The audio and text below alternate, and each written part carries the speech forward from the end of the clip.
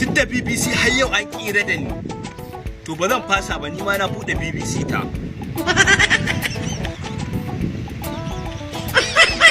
Sunana Autan BBC.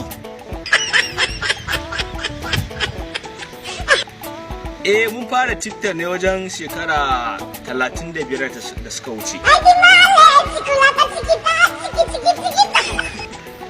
Shekara ta 23. Lokacin gaskiya TikTok ba wai TikTok aka sa masa ba, an sa masa suna ne je ka gani.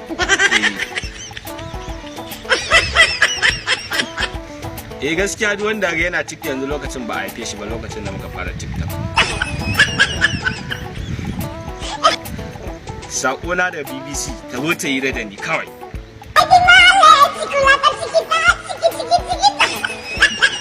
Na gode.